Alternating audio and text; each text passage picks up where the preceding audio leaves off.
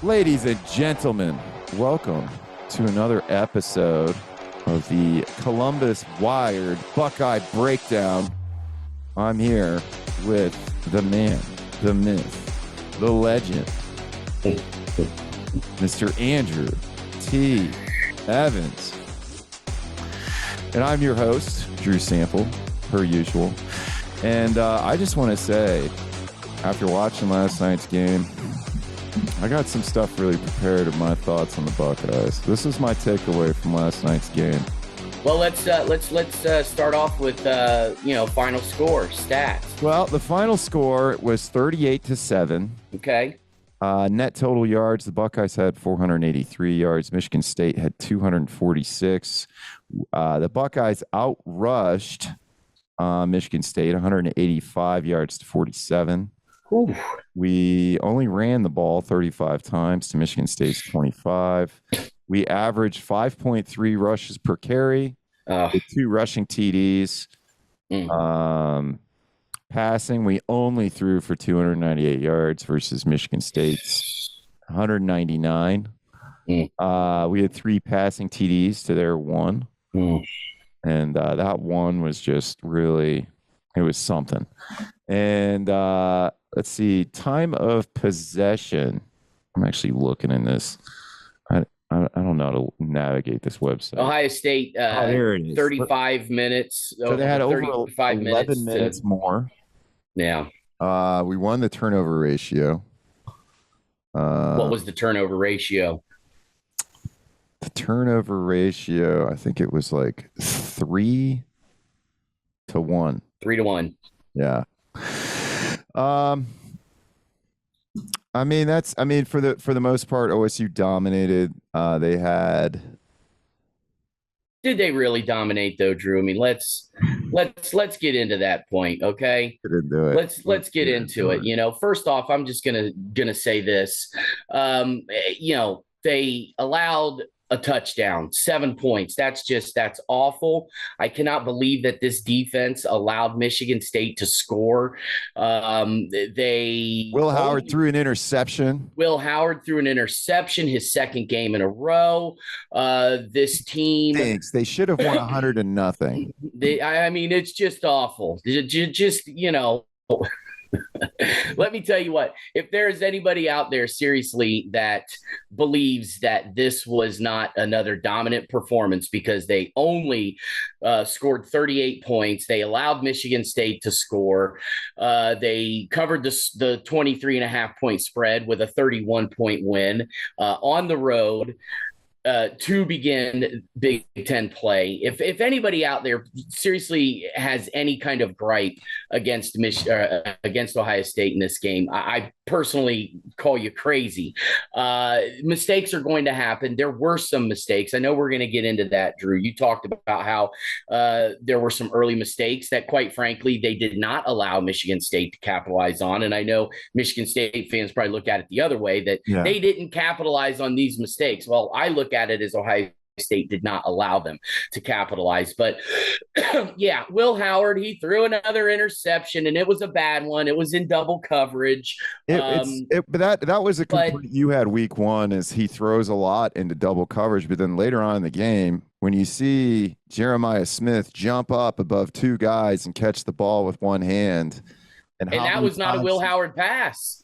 That was from Devin Brown. That's true. That was Devin Brown's first pass of the game. Will Howard gets hurt. Devin Brown comes in. It's late in the first half, and all he does is put it in a spot where Jeremiah Smith, the incredible true freshman that everybody is raving about, and for good reason, goes up and one hand snags it, like you said. Just an insane catch. So personally, I felt this was the kind of game that set a precedent for Ohio State, that we saw some different looks early on, especially offensively.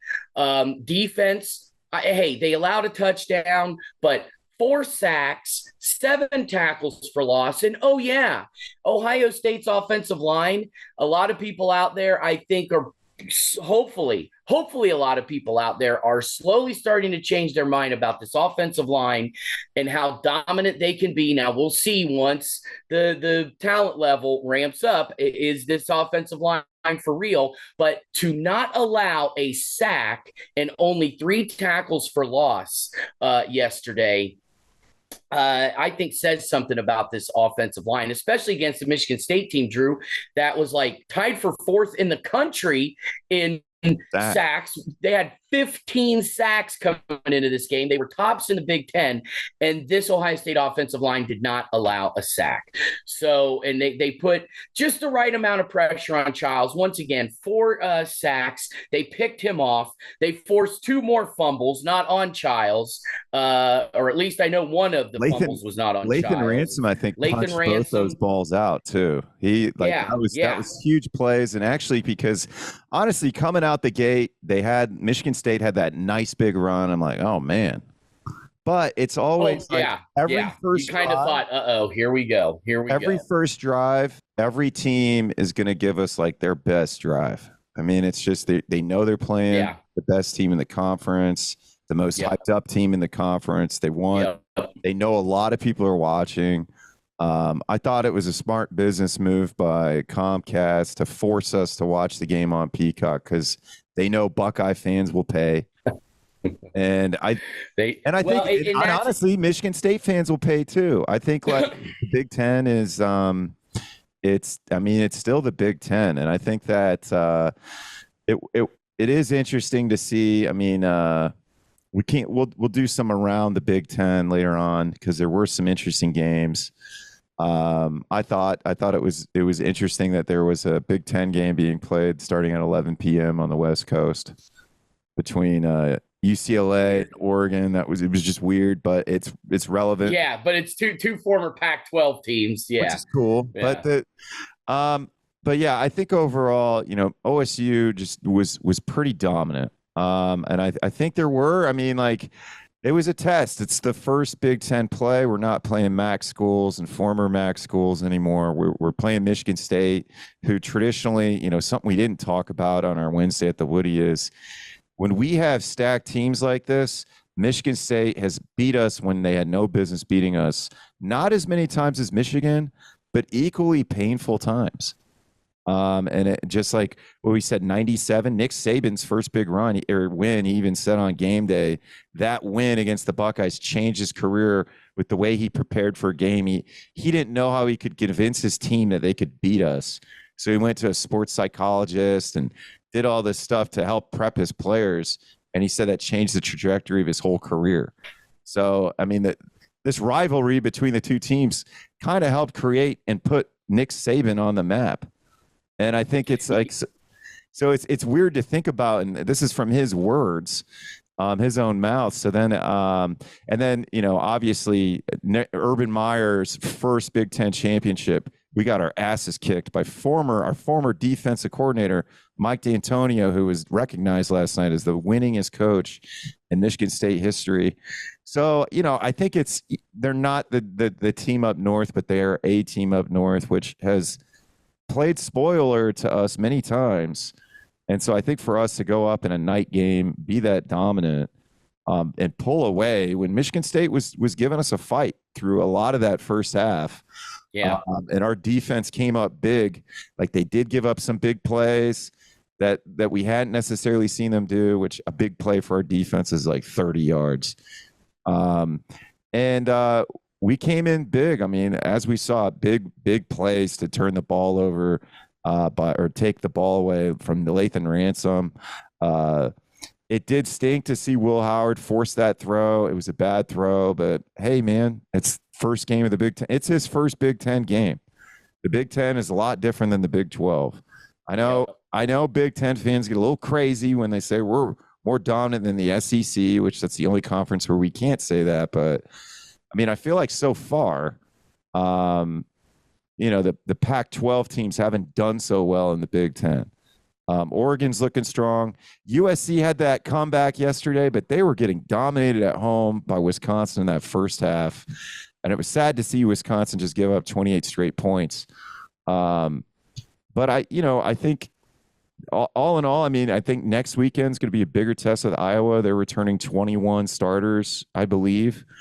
And Iowa's always a good team, and now they finally have an offensive coordinator and an offense. So they shouldn't have lost to Iowa State, but that's a rivalry game. So, I mean, guess what? We're probably going to start out slow against Iowa too, because they're a good defensive team.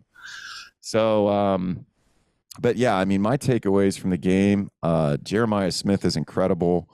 Our line is really coming together. They're looking really good. Our defense is looking really dominant, the way they could turn the ball over and really suck the momentum out of Michigan State on multiple occasions.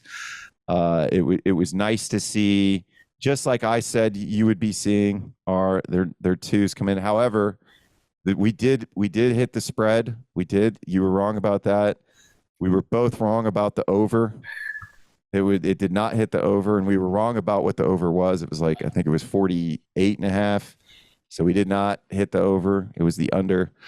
Well, no offense, dude. I'm gonna completely disagree with you that I was wrong, because I said the final score would be 31-7, and it was 38-7. So once again, you did. Yeah. So you said three out of the last 4 games. You said the under. So you're right on over. Pretty damn under. Close. You've been right on over. I have come game. pretty damn close to guessing the correct score. So, yeah, I called 31-7. They won 38-7. So Ohio State did 1 touchdown better than I felt that they would do.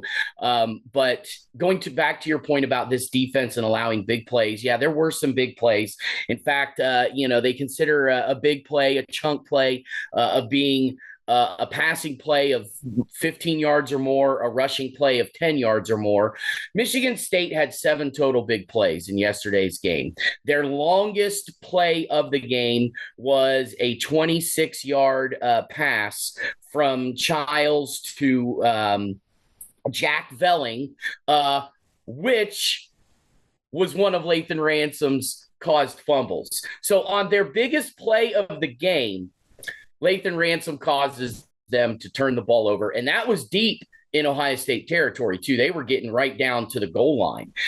In fact, I think that was inside like the 10. Yeah, it was definitely inside the red zone. Which is what set up that, which is why that interception set up that play. I thought that the big 4th down stop, when they went, when Michigan State went for it, and that man, Cody Simon just planting Childs.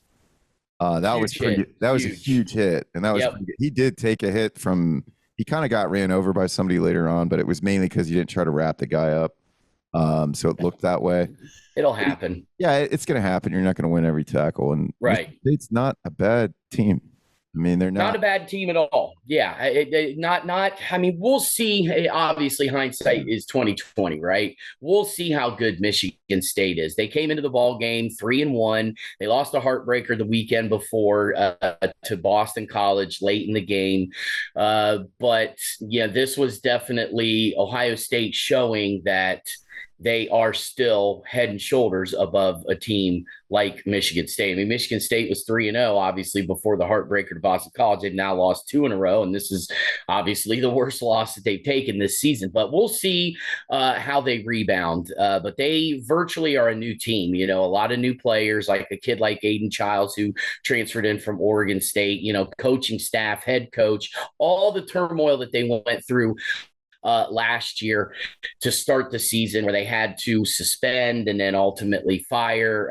God, I can't remember the guy's name. That's terrible. But their head coach from last year. Sex stuff, right? Yeah, because of the sexting and just all this crazy nonsense that they went through. So, Michigan State is one of those teams, though, that, to your point about Michigan State having games where they upset an Ohio State team they had no business upsetting, like especially 1998 in the Horseshoe, coached by Nick Saban, and having to come back from a 24-9 deficit to win that game 28-24 in the second half.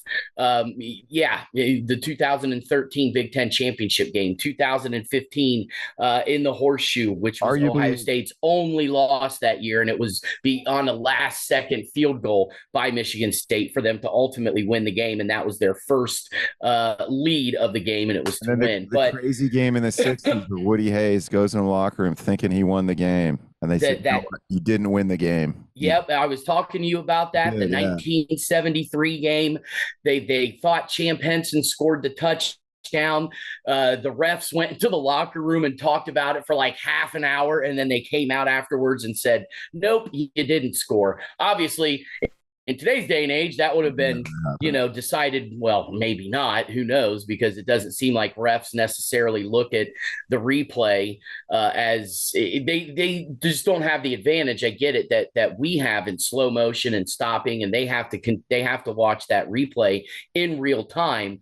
But still, nonetheless, you would think and hope that that game would have been decided by an instant replay and it would have gone Ohio State's way, but it didn't. But still, we'll see what happens with Michigan State here later in the year. But I was completely impressed with Ohio State's performance. I cannot knock them whatsoever. Once again, some early gaffes that they were not able to allow Michigan State to capitalize from.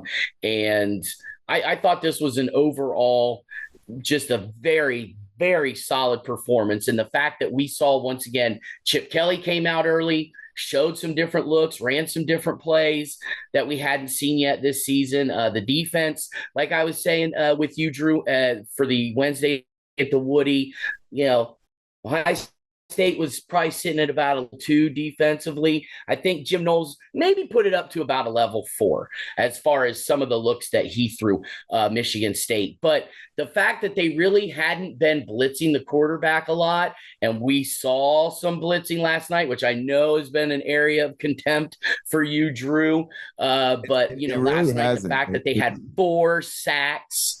It actually hasn't been an area of contempt. It's I've heard people complain about it.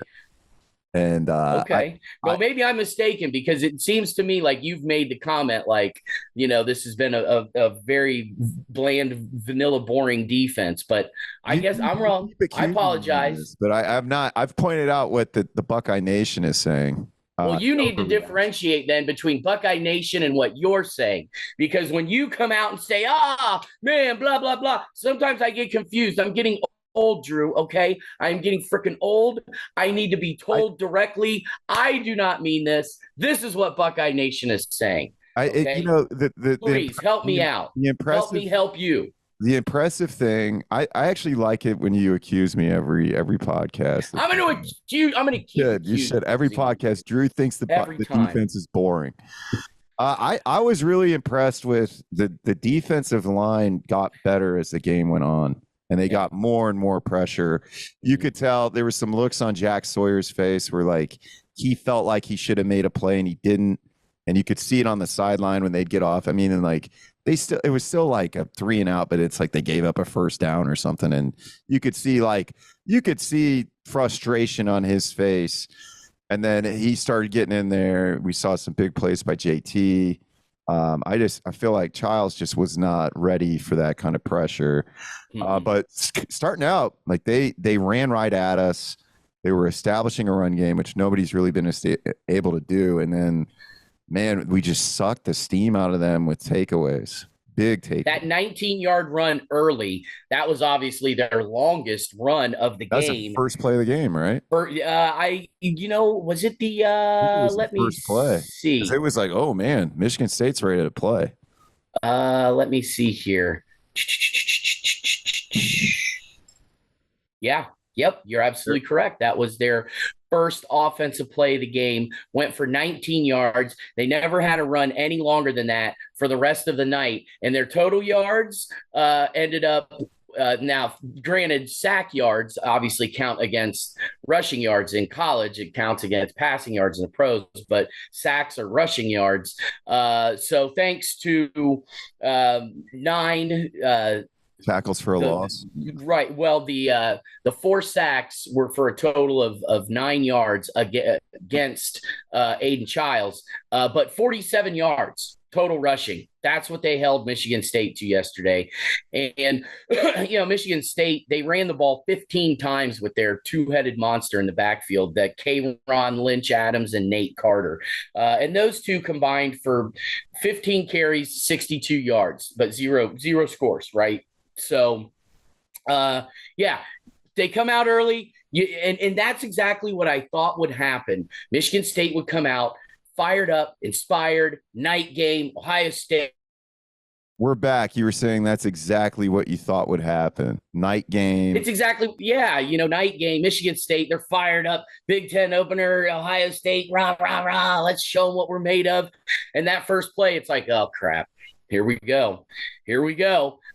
And then that was it. That was it from Michigan State's rushing attack. Like I said, a 19-yarder. That was their longest run of the game. It was their first run of the game, their first offensive play of the game.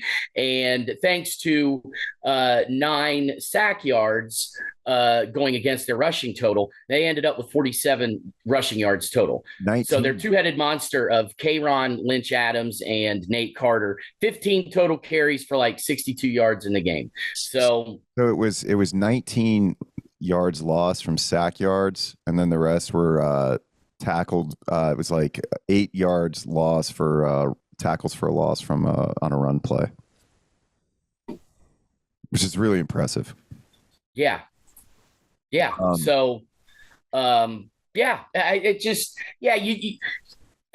the thing is football is obviously, it's an hour long. It's a long game. And sometimes people in Buckeye Nation and other teams out there, as we've railed upon time after time after time, Drew, they get it happens, and then they get, oh my God, the sky is falling, the world is crumbling. I can't believe this. They just allowed Michigan State to run for a 19-yard gain. Well, let's hold on. Okay, that sucks to see Michigan State start off the game with a 19-yard run like that and look good. But let's see what happens. Let's wait to judge until afterwards. And I think for the most part, there should be, like I said earlier, a lot of people in Buckeye Nation who were very happy at the end result. At the time, yes, you're thinking, oh God, here we go. But all right, let's hold on. Okay. Denzel Burke, that was a great interception. I thought he was actually going to take it back. He was making some moves. They were making some blocks. He got out of bounds. I just felt like guys, it took about a quarter for the defense to really start executing like the way they can, and then they did, and it was like just making little adjustments, and it was just a dominant performance. All in all, Carnell, Jeremiah Smith, player of the game, I thought it'd be Carnell Tate. You called Carnell. He didn't have a bad game. He 3 catches for like 50 some yards. He had some really big plays that he didn't get in the end zone, but like he had some key plays. Egbuka, he started out slow. He was dropping the ball a lot, trying to run before he'd secured the ball, but he looked good. Every guy looked good. Obviously, Jeremiah Smith with 2 big one-handed catches. Just insane. Carnell Tate, it's interesting you mentioned him. Go back to him just for a quick second. 3 catches, 52 yards. He had a 29-yarder and a 16-yarder. So he had 2 Ohio State, let me see, 2 of their big plays. He had 2 of their 8 big passing plays. And Carnell Tate is a dangerous dude, man. He's getting overshadowed, obviously, because you've got Mech, who is still leading the team right now in catches and yards. But then you've got the true freshman, Jeremiah Smith. And like I said earlier, for good reason, we are throwing a lot of this hype onto Jeremiah because he is living up to the hype right now. But Carnell Tate is like that forgotten guy, I feel like. He's he's kind of sitting back in the background a little bit, and he is just waiting to break out. And I can't wait to see when he does, because that dude deserves it. Everything that he's gone through off the field. But just, he's stuck around. He's a Buckeye, at least for right now he is. Let's hope he continues to be a Buckeye, because he can be a dangerous threat. I'm looking forward to seeing him break out. But the player of the game, you look at the rushing total, and they ran for 185 yards, but it was by committee. Quinshawn led the team with 11 carries. He only had 54 yards. That was still almost 5 yards a carry. Didn't find the end zone, though. Trey actually only carried the ball, Drew, 7 times. Well, there But he was did kind it of for that dirty play. 69 yards and almost 10 yards a carry. Did you see the dirty play when they thought they tried to say it was a fumble, but it wasn't? The guy like torqued his leg when he had him, and he was No, I missed that. yeah. So when he on that fumble that was not a fumble, the guy like torqued his leg so it would kind of roll weird. I thought Trey had actually really hurt himself or gotten hurt there, but he ended up walking it off, and he still hurdled a guy afterward. So yeah, he hurdled two different guys in that game. Like he jumped over 2 different dudes. I mean, it's so there was definitely a like kind of a dirty, semi-dirty. I mean, like the guy kind of he was kind of holding on his leg, and then like his leg kind of bent funny. It was almost bending the wrong way. So if you get a chance to rewatch that part, because on Peacock you can actually go back and rewatch. Which is nice. Yeah. So yeah, but I really don't think that there was a dominant singular performance in this game. It was like this really was a team effort, and I'd like to give it to Will Howard, 21 of 31 for 244 yards, 2 touchdowns. But he did throw a bad interception, but still completed 68% of his passes. But was it a dominant performance from Will? No. He also had a rushing touchdown. Let's not forget that. He had, in fact, he had a total of 6 carries last night for 14 yards, but he did not take a sack. The offensive line, I honestly, I would give it up to either the offensive line or just the defense overall as far as your player of the game, because the offensive line, once again, did not allow a sack, on a team that was leading the Big Ten in sacks, coming in last night with 15 of them, and they did not allow a single one. And then the defense, once again, 4 sacks, 7 tackles for loss, forced 3 turnovers, one of them on that huge chunk play where they got inside the red zone down to like the 10-yard line, and Lathan Ransom causes a fumble. So, yeah, I didn't see a dominant performance from one person. Obviously, the Jeremiah Smith factor, the 2 one-handed catches, one of them from a touchdown pass by Devin Brown, who had to come in for an injured Will Howard, and the first pass he throws, doink, to a one-handed Jeremiah Smith. That was just a thing of beauty. But even then, I don't think that Jeremiah's performance was necessarily dominant. I mean, he's 5 catches for 83 yards. So it wasn't like that was dominant, but everybody just came together in a huge team effort. And that's what I was happy to see, is that they didn't have to rely on one person. They can go to Q, they can go to Trey, they can go to JJ, they can go to Matt, they can even go to Carnell. G. Scott had a great game. He had a great game. That was somebody we were forgetting about. G. Scott makes big catches and some big plays. Yep, really that was a great touchdown pass. Really good blocking from the skill positions, too. Yep. I mean, the wide receivers made some great blocks. Travion Henderson made some great blocks. Yeah. Oh, and let's not forget about, J.J. Smith did have a rushing touchdown, his first rushing touchdown. Yeah. Totally forgot about that.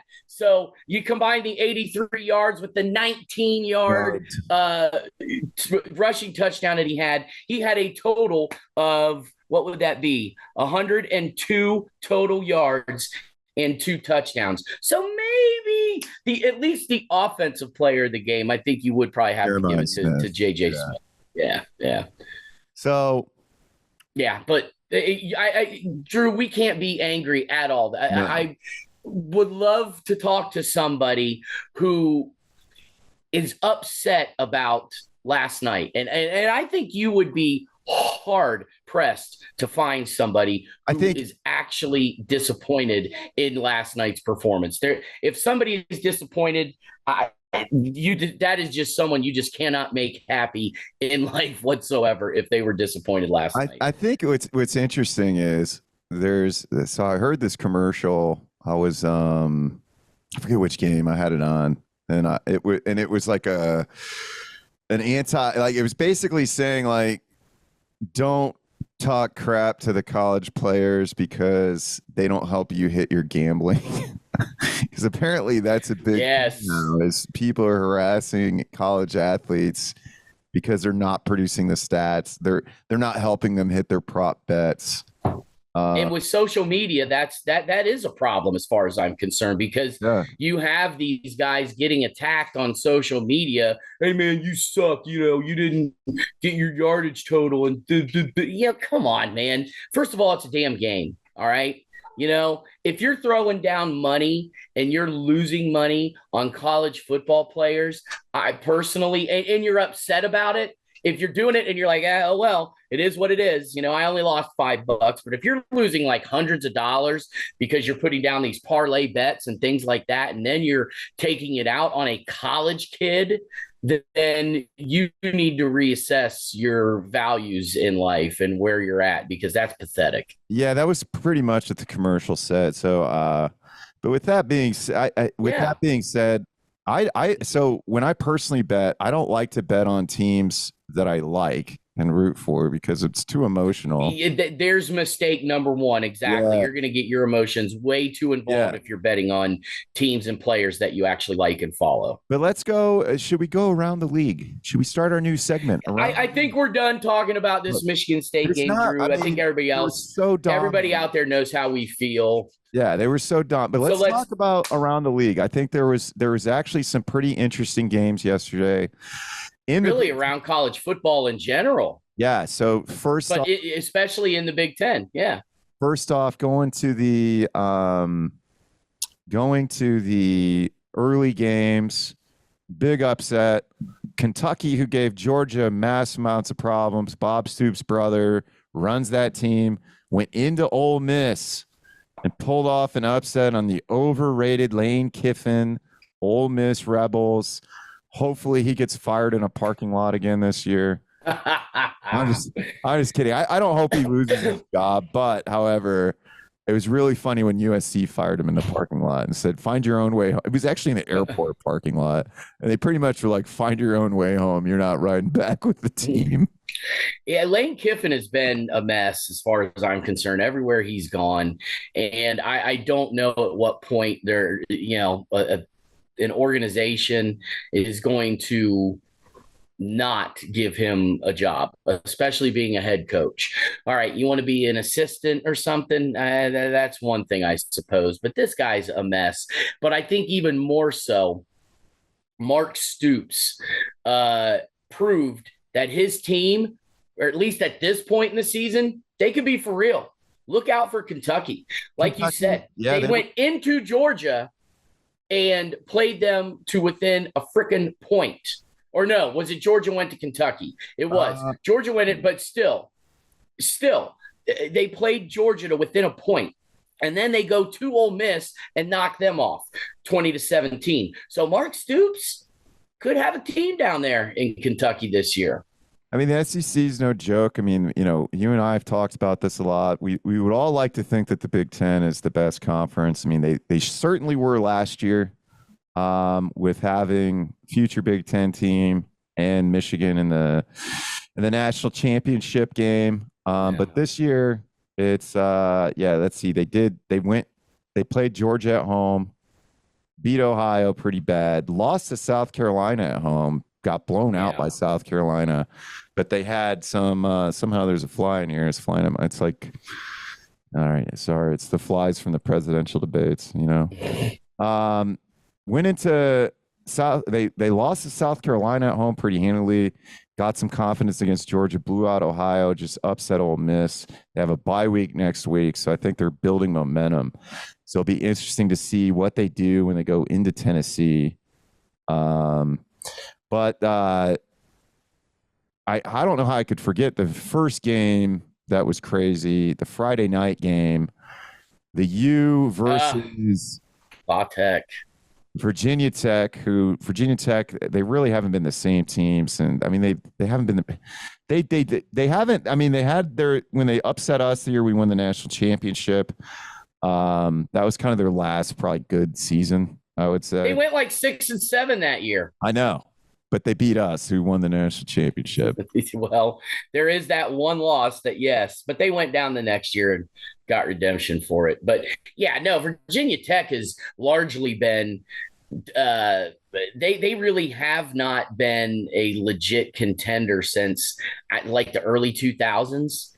You Yeah. know, When they had yeah. Marcus Vick was probably their last, and then he at the for anybody that doesn't remember, he stomped on some defensive lineman's leg in a game, and then pretty much got him blacklisted from the NFL. Like nobody wanted him, especially after the issues they had with Michael Vick and dogfighting and all that. But so That was a tough loss for them, though. That was a tough loss. That was some goofy stuff. yeah, so Friday night. for anybody that Goofy. doesn't know, Virginia Tech's winning. Miami makes a comeback at the end of the game. Virginia Tech, it's a Hail Mary. They throw it in. The guy comes down with the ball. His butt lands, and the ball's pulled out of his hands. They call it a touchdown. They review it. I called you yesterday, and I was like, of course, being a conspiracy theorist, like, I think the ACC is doing this, blah, blah, blah, blah, blah. And you're like, actually, they've been calling that it's something that they're doing now is they made a new rule or something like you have to have control of the end zone or the play has to complete the catch. You have to complete the catch. Yep. So it wasn't as controversial, but I think everybody just wanted to see Miami lose. But that's like the hype team in the ACC right now. They got Cam Ward. They got the 10-year tight end who had a touchdown. His ninth year senior. 9 years. Yeah, because his first touchdown was thrown to him by Justin Herbert at Oregon. Oh my Lord. Jeez. So that was the first game I thought was a takeaway. The early games in the Big Ten, Michigan was up big on Minnesota. It was a sloppy game.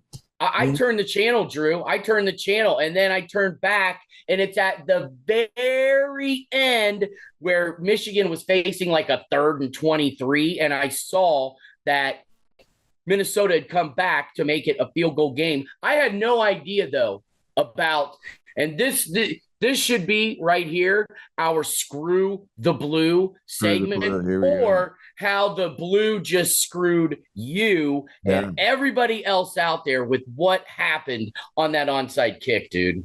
Tell me about it, because I actually missed the onside kick. Oh, my goodness. Okay, so Minnesota closes it to within a field goal, as the final score indicated, and there's less than a minute to go. And Minnesota does an onside kick, and they recover it. They recover the onside kick. Like, onside kicks are virtually impossible to recover. Minnesota recovered the onside kick. However, a ref threw a flag that one of the guys for Minnesota was offsides, that he was past the 30-yard line. Right. He was offsides, threw the flag, made them re-kick. They do another onside kick, and Michigan recovered and then ran out the clock, and that was it. However, video, I mean, it's clear as day, shows that this Minnesota player was not off sides. In fact, he's literally, his foot is behind the line, behind the line, and the Minnesota kicker is kicking the ball, and he is still back behind the line. It's clear as day that Minnesota absolutely got screwed. Now, does that mean if Minnesota recovers the onside kick that they're going to go down and kick a game-time field goal and take it in overtime?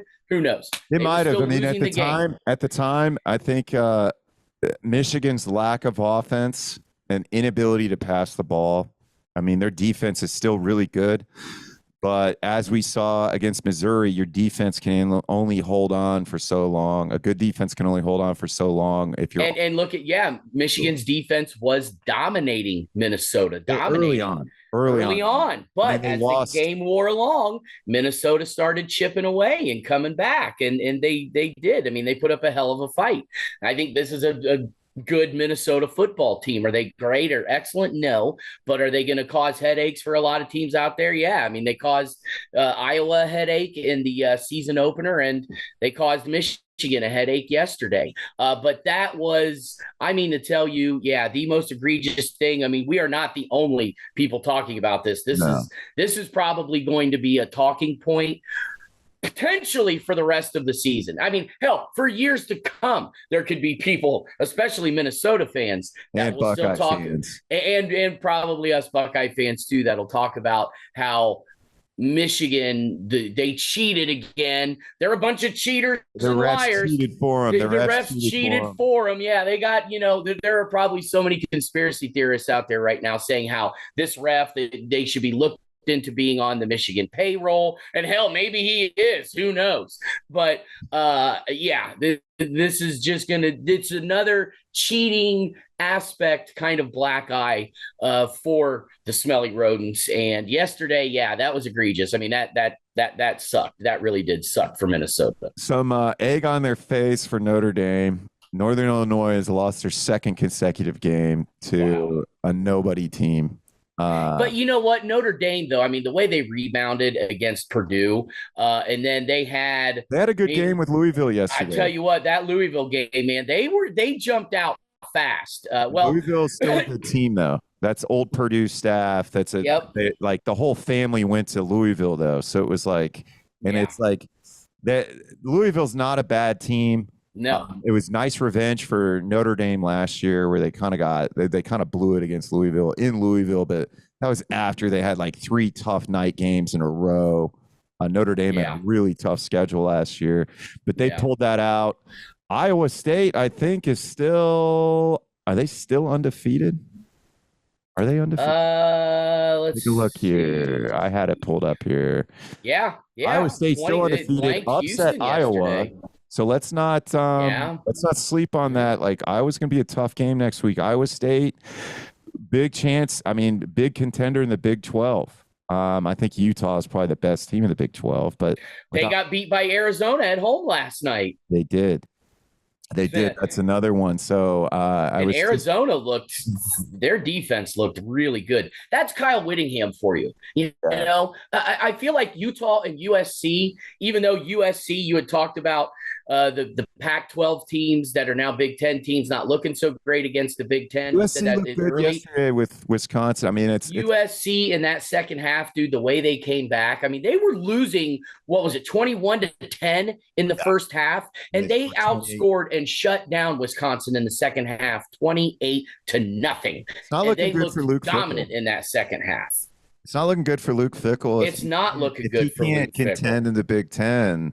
It's not. I know. And I was telling some. You're telling me this on Wednesday. I was telling you this on Wednesday. I was telling some guys that I was out having a couple of beverages with while watching the game last night that I think Luke Fickell made a mistake in coming to Wisconsin. I do. Why not go stay at Cincinnati? You're playing in a restructured Big 12 that you could, if Cincinnati continued on the track that they were on, I think with Luke Fickell as their head coach, they could have been one of the most dominant teams in the Big 12. And guess what? You're still in a power conference in the Big 12, and you're still going to earn a top 4 spot in the college football playoff if you win the Big 12 conference. So I get it. He wanted to return home, if you will, to the Big 10. I think it was a mistake. He has only lost. Unfortunately, Luke is going to probably get sent out here in another year or two if they continue on this path. But he has only lost to Alabama. And I didn't think USC was that good. I'm not sold on USC. So we'll see. I'm not either, but we'll see how good they do throughout the season. But they got a tough road. There's a lot of good teams in the Big Ten. Finally, there was 2 other games that we unfortunately had to watch at the same time as the Buckeye game, which was hard to do. Penn State, Illinois. Illinois was an 18-point dog, 17.5-point dog in a lot of things. that was a big question we were talking with Dylan Davis about on Wednesday, was how good is Illinois? We'll see. They're going to go into the whiteout. And I tell you, man, like, they were in that game most of the game. It was a fight. I think Illinois is a very good team. Maybe. I mean, we'll see how good Penn State is. But they're a contender. Like, don't sleep on Illinois. They'll beat you. If you do. Penn State pulled it out in the whiteout. It was closer than a 14-point game, though, but towards the end, Penn State was looking very dominant. Second half. Yeah, they locked it down in the second half for sure. But yeah, that first half, I mean, it was a 7-7 ball game going into the locker room. And then second half, Illinois had a touchdown called back. Yeah. They were up 14-7. Yeah. Yep. Yeah. So they shot themselves in the foot a couple of different times. But yeah, Illinois is one of these teams that Bert Brett Bielema is getting them there. Yeah. They can be a team, I think, that can be dangerous, where you could potentially overlook them. Illinois has kind of been one of those teams for the last 20 years or so, where they'll put together a team, they'll be a little dangerous. Kurt Kittner was the last time when they won the Big Ten. They rebuild, they don't reload. Yeah, when they had Kurt. Yeah, that was 2007. Juice Williams. They got blown out by LSU with Jamarcus Russell, I believe, in the bowl game that they played. I think it was the Sugar Bowl. That 2007 season? Yeah, but Kurt Kittner was good. Yeah, they do way better in the NFL. He didn't, unfortunately, but he was a good quarterback. Wow, Kurt Kittner, you're going way back. Kurt Kittner was a solid.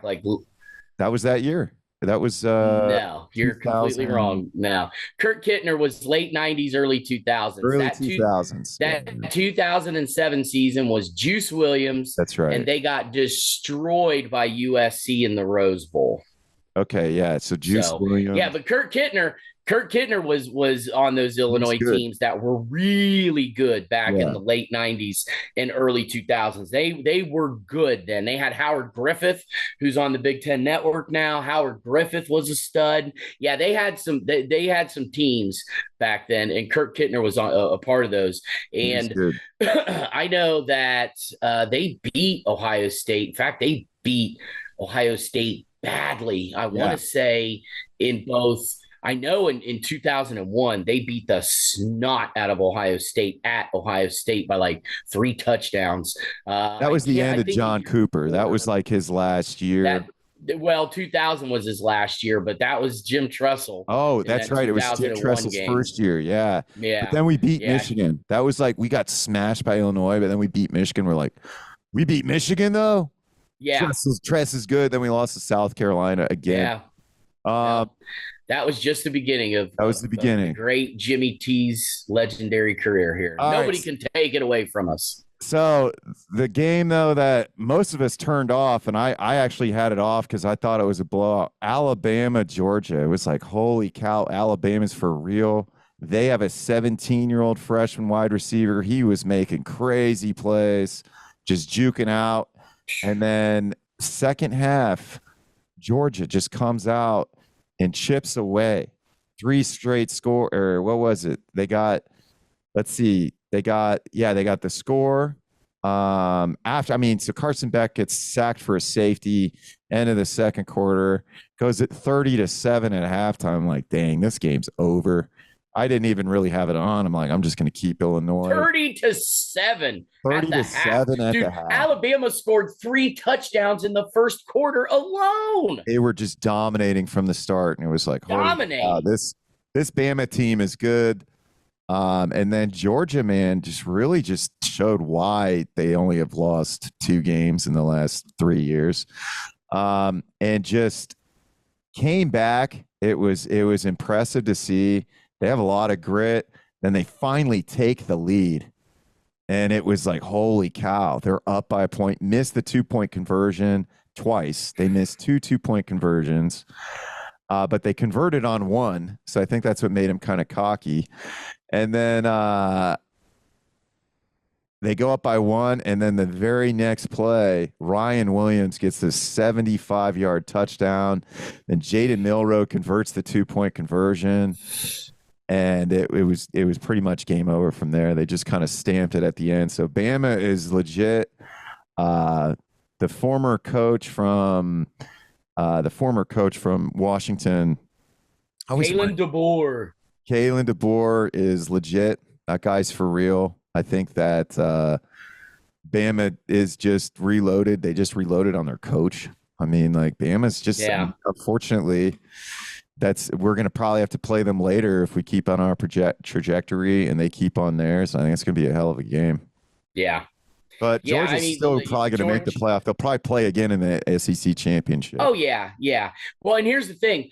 Let's say Georgia, their only 2 losses this year, and this is looking way too far ahead. Probably shouldn't even get into this discussion now, but fun to think about, at least for the time being. Georgia loses only 2 games this year. They're both to Alabama. They're both close. Do they still get into the playoff? Are they a top 12 team at that point? Yeah, they have to be. Yeah, they have to be. I think much like, I mean, if I don't know, I don't even want to talk about OSU losing it. But I just think that they'd have to be. But I mean, so what? So the only kryptonite Georgia has is Alabama still, even without Nick Saban. They can't beat. They beat them once. They beat them twice in the last 11 matchups. Right. Yeah. Yeah. Alabama has traditionally been Georgia's kryptonite, but we'll see. Yeah, we'll see. Obviously, still a long season. But yeah, yesterday was some great college football. 17-year-old. Disappointing things. 17-year-old was insane. That 17-year-old wide receiver. Yeah. But I think Jeremiah Smith is still better. But dang, Ryan Williams. Is he related to the Williams that transferred there from Ohio State, who's on the Lions now? Jamison Williams? Yeah. Williams is a fairly common last name, so I don't know if he's related or not. He had 6 receptions for 166 yards. Yeah, he went nuts. 6 catches, 177 yards, and that crazy 75-yard. And did you see the way that he? First of all, I hate the hand checking. Twice. I hate the fact that they allow defensive backs to grab on to a wide receiver to keep in step with them so they don't get burnt. But then the wide receiver is allowed to kind of push off a smidge against the defensive back. It's all of that crap. I get it. It's where the game is. Just, accept it, move on, blah, blah, blah, whatever. But I cannot stand it. That play, Ryan Williams, he's kind of pushing the guy off a little bit, pushing him off. It's not egregious pushing, but he's still kind of a couple of times uses his left hand to kind of push the defender away. And then, of course, the defender's kind of pushing back too. They're both kind of doing that crap. But he jumps up. He pinpoints the ball in the air, catches it, and then, makes that spin move around, and then avoids kind of a crappy tackle as he's flying up the sideline. He did that. It was still an amazing catch. It was great. He made some crazy jukes, and then it was just man, I hope if that's Ohio State playing him, he juked the guy. The guy was at his back, and he juked him, not even looking at him. It was pretty. I'm actually watching the play now. Oh yeah. Oh yeah, that spin move out of 2 guys. Wow. It was the dude's good. Yeah, I'd say he's got some skills for sure. Yeah. Wow. But great football yesterday, man. Looking forward to the Buckeyes taking on the Hawkeyes this Saturday at 3:30 on CBS. That should be a fun one in the shoe. Nothing to sleep to your on. Point, Iowa's one of those weird teams, man. The first real test. Sleep on Iowa. It's the first real test. I think it's a great this is even more of a test than Michigan State. I'd say so. I mean, I don't know if they're better than Oregon. Oregon won the late game against UCLA. I watched a little bit of it. They were dominating. I mean, it wasn't like it. I think the score is closer than what the game was personally, but I don't think UCLA is not very good without Chip Kelly. And Washington is definitely not. I mean, Rutgers dominated Washington with. It's funny, Rutgers, who is never a Big Ten team, probably has the most traditional Big Ten style of football. Yeah, they're tough, hard nosed. Got to appreciate what Greg Schiano. I mean, that's his school, right? Yeah. Let's just call it for what it is. He's tried his hand in the NFL. He was a defensive coordinator here at Ohio State for a season before he moved back to Rutgers. What he's done there for that university, he's a Rutgers guy. That's his home, and I can appreciate that. Rutgers is kind of largely, Rutgers. There's actually a local radio show where the guys call them Rutger because they haven't earned the right for the S on the end of their name. I know it's kind of, I'll take it for what it is, but that's just kind of the thought process that some people have out there for Rutgers. Hey, don't sleep on Rutgers either. Are they going to be a powerhouse team in the Big Ten Conference? I don't think so. I don't know. They could be one of those teams that is going to get better and be a team that you're going to have to respect because they can cause some problems if you're not ready for them. I'm just going to say I don't know. I think that we were talking a lot about Nebraska and Illinois being undefeated, and then Illinois knocks off Nebraska. Illinois gets knocked off by Penn State, but Rutgers is still sitting there undefeated. They are, and they beat Miami last year. They beat. I mean, they if you play their game, you're in trouble. Like, don't play their game. Like they will wear you down with good defense and hard-nosed running. Hey, you want to know what another team that we have not talked about that you were high on, at least one person in particular you were high on last year that played for this team? Indiana's also undefeated. 5-0, and they're 2-0 in the conference right now, dude. Their coach is good. Their coach is from James Madison, I think, which they just became an FBS school, and then they sued the NCAA to get a bowl game. Yes, yeah. He used to coach at Alabama. He used to be with Nick Saban when Nick Saban first went there. So they're nothing to. I mean, they're 2-0 in the Big Ten right now. 5-0, 2-0 in the Big Ten. They're playing. Who they play next week? They're gonna play. They just beat Maryland. Let's see. They got Northwestern next week. And then they play Nebraska. Man, poor Northwestern. I mean, they're 2-2 right now, but I don't see them as a threat. Yeah, Indiana, very well, and more than likely is going to jump out to a 6-0 start, and 3-0 in conference play. Don't sleep on the Hoosiers right now, baby. Don't sleep on them. And taking a look at their schedule, they've got at Northwestern this coming weekend. They've got a bye. Then they're home against Nebraska, home against Washington, at East Lansing for Michigan State, home against the Rodents, another bye late in the season. Then in between the Rodents, or after their game with the Rodents, they have a bye. Then they come to Columbus to take on the Buckeyes, and then they end at home against Purdue. So, theoretically, they could be 6-0 after this coming Saturday, and then that might come to an end with Nebraska, Washington, Michigan State, Michigan, Ohio State. Those are their next 5 games after Northwestern this Rutgers weekend. has Nebraska next week in Nebraska. Then they have Wisconsin, UCLA, USC, Minnesota, Maryland, Illinois, and Michigan State. Oof. They don't play Penn State, they don't play Ohio State, and they don't play Michigan. Well, okay, that helps. That'll help your record, I would say, not playing any of those teams. They still got Illinois, they got Nebraska. You said USC and UCLA. Wisconsin too. Yeah, I'm just not sold on. I know, I get it. They played. They played Alabama and USC. But for them to have fallen apart like that against USC, that disappoints me for Luke Fickell in Wisconsin. Not that I'm necessarily rooting for Wisconsin, but I'm rooting for Luke Fickell, right? I mean, come on, man. He's a Buckeye through and through. Doesn't matter where he goes, what he's doing. He's always going to be a Buckeye. I'm going to root for Luke Fickell. I want to see him succeed. Obviously, just not if they play Ohio State. But nonetheless, I would love to see Luke Fickell succeed. And I'm at this point, no offense, Luke, I'm not impressed with your Badgers. No, they have a tough schedule too. They got to play Rutgers, Penn State, Iowa, Oregon, Nebraska.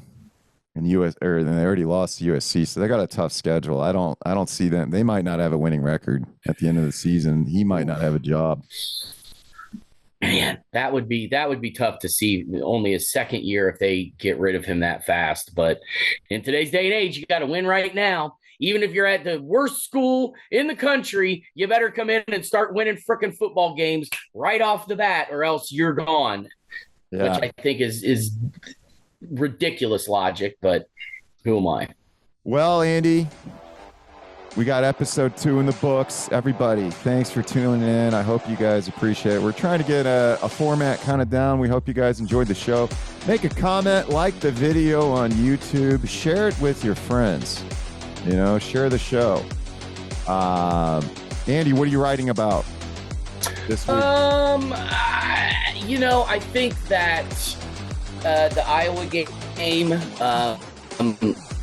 is, we'll have to see who comes out on the field Wednesday, but I'm looking forward to, I'm looking forward to just seeing, like you said, I think this is definitely a step up, a test for the Buckeyes. So I think it's going to be more or less an article about, the level of competition is now getting a little stiffer for Ohio State, because obviously then next weekend they go out to Eugene. So I think Iowa is going to be another good measuring stick to see where this Buckeye team is at. And it's probably going to center around that, how we're seeing some better competition, and Iowa's probably going to bring it. So we'll find out. Yes, sir. All right, guys. Well, enjoy the show. Make it a great week. Follow us on Twitter, and we will see, or on X / us. And we'll see you guys soon. Peace.